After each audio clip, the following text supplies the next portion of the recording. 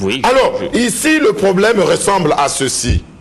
Le problème ressemble à la déclaration d'un enfant qui n'est pas encore né. Ça ressemble à cela. Donc, vous avez un maire ou un sous-préfet qui signe un acte de naissance d'un enfant qui n'est pas né. Est-ce que cela est normal? Est-ce que cela est normal? Un enfant qui n'est pas né... Est-ce qu'on peut le déclarer? On ne peut pas le déclarer, mais... Oui, on peut pas. mais je vais continuer. Oui. La troisième pièce, c'est le procès verbal de bornage. Ouais. Vous savez que le procès verbal de bornage ne peut être pris qu'au vu du plan de bornage. Or, le procès verbal de bornage est venu, voyez-vous, a été établi le 5 août 2003. Alors que le plan de bornage est du 5 septembre 2003. Peut-être que vous n'êtes pas en train de voir. Je vois ici procès verbal du BO, c'est bornage, je pense. Et je veux suivre vu la Constitution ce 20 janvier 2002. Non, ça c'est pas ça. C'est écrit, tout ceci est écrit dans le dossier de M. Massengo. Vous voyez, regardez cette pièce-là. Oui. Regardez là. Oui. Continuez à tourner. Je vous ai dit que le débat est technique. Hein, oui, donc, non, je vous comprends. Ah ben voilà. Oui. Allons-y. Avant le certificat de non-opposition. Oui. Avant. C'est ça le certificat de... Ça c'est quoi? Ordonnance. Repartez en avant, s'il vous plaît. Est-ce que ce dossier-là... Regardez, c'est là. Sinon, je vais vous montrer le mien. Oui, il n'y a pas de problème. Voyez-vous? Oui. Regardez là. Procès verbal de bornage dressé le 5 août 2003. La réquisition est du 6 novembre 2003. Alors, entre août et novembre, quel est le mois qui précède? C'est bien août, non? C'est août qui précède. N'est-ce pas? Mais le procès verbal de bornage ne peut pas venir avant le plan de bornage. C'est toujours après. Parce que il est appelé procès verbal de quoi? De bornage. Donc c'est un document qui vient authentifier le plan de bornage. Et c'est technique ce que je vous dis. Oui. Alors, ce qui est plus grave encore, regardez, la 6e pièce, le certificat de non-opposition. Oui, ça, parce qu'un titre... Vous l'avez, le certificat de non-opposition? Je l'ai tout ici. Voilà, il est là. Moi, je l'ai, le certificat de non-opposition. Oui. Puis le caméraman le certificat de non-opposition de M. Massengo, date, voyez la date est là.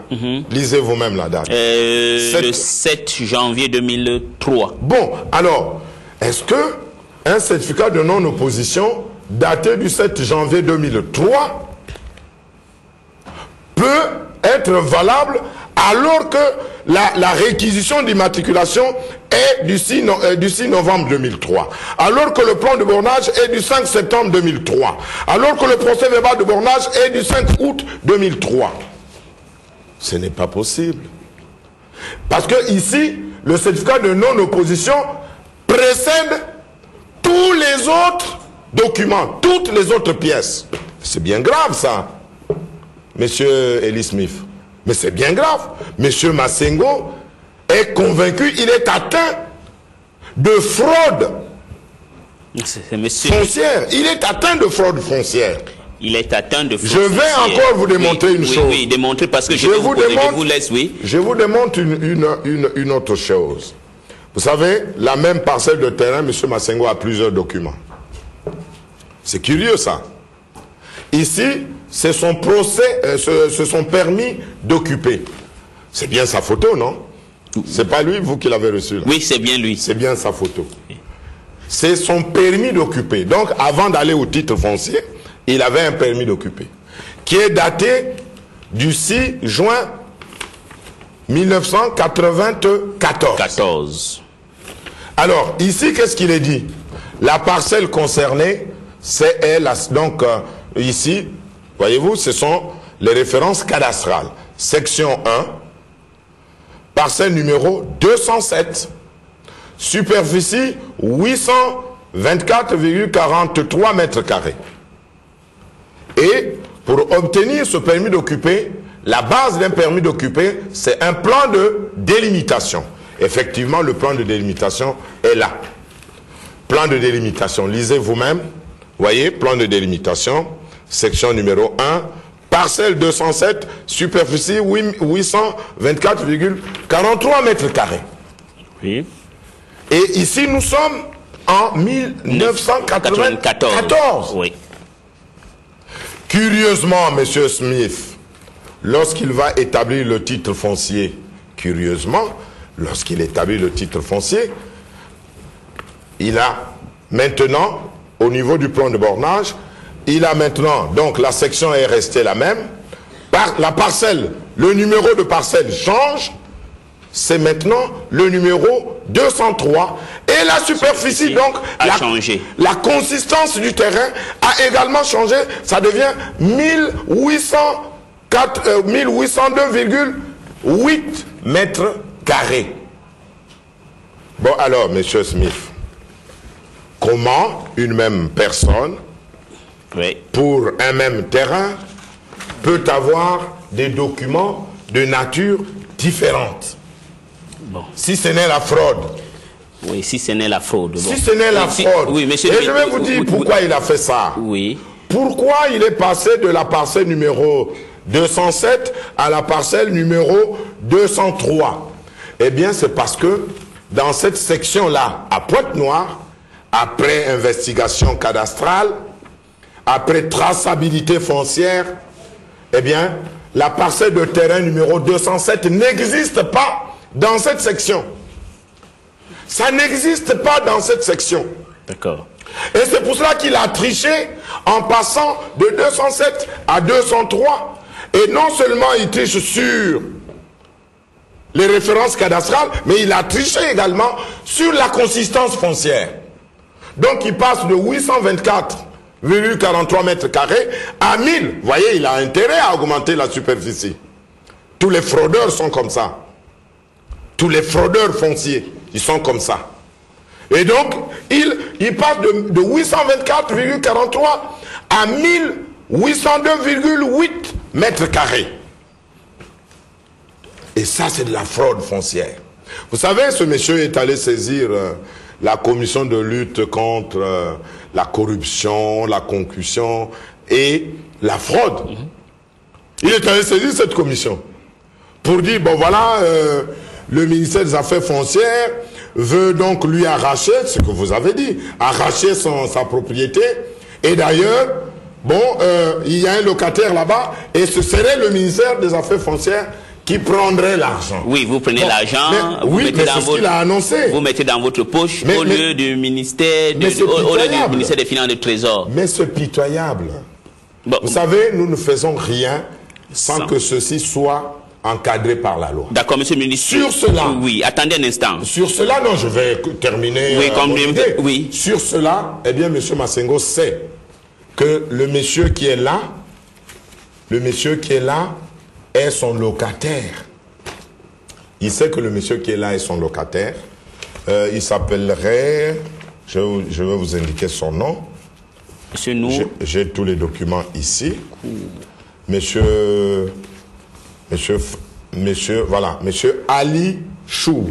Ali Chou. Il s'appelle monsieur Ali Chou. Ce n'est pas votre ami. Mais il est venu mentir ici. C'est vous qui avez mis. Qu'il était mon ami et que c'est moi qui l'ai mis là. Non. Il ment. L'État est venu trouver monsieur Ali Chou sur cette concession.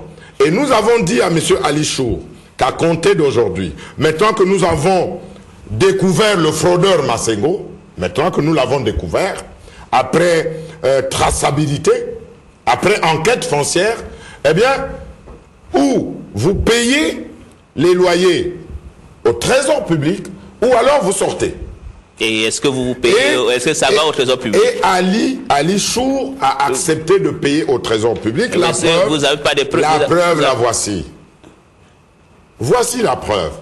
Pour payer au trésor public, on vous délivre ce qu'on appelle la déclaration de recettes. Là, c'est écrit Direction Générale du Trésor. Et depuis quand vous déposez? Depuis 2013, et il y a un document qui le dit dans le même document. voyez, il est dit, au regard de ce qui précède, vous êtes tenu de payer votre loyer directement au Trésor public de Pointe-Noire à compter du 31 mars 2013. Le document est là. Ce sont mes services de Pointe-Noire qui ont ainsi travaillé. Non, ça ne va pas dans votre poche. Mais ça peut pas aller dans ma poche, bon sang. Ok, monsieur le ministre, oui, je vois, vous avez des preuves. Il s'agit, hein, il y en a beaucoup ici, hein.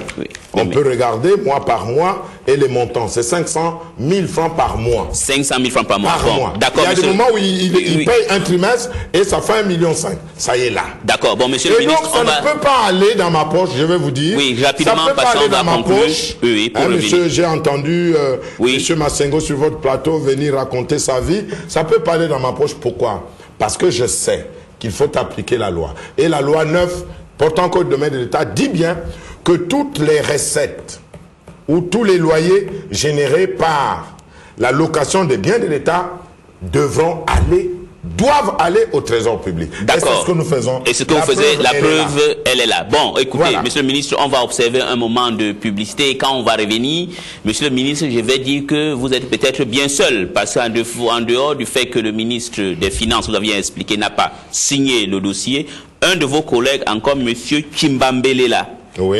Bernard Chimbambelela, dans la lettre qu'il a ici, reconnaît que ces terrains-là, que vous dites que ce n'est pas pour monsieur Abel Massengo, appartient bel et bien à monsieur Massengo, soit c'est que vous connaissez bien votre travail et comme monsieur Chimbambelela connaît seulement les poissons, les pêches, les pots dans la pêche et l'autre Gilbert Ondongo c'est dans les finances, ils connaissent pas ce qu'ils disent. Donc il y a une contradiction entre vous. Donc on va revenir. Non, il n'y a pas de contradiction. Non, on va revenir, monsieur le ministre. Calmez-vous. Non, calmez-vous, on va revenir. Non, laissez. Oui, on va revenir, monsieur le ministre, s'il vous plaît. On revient et on va continuer. Donc on observe un moment de publicité.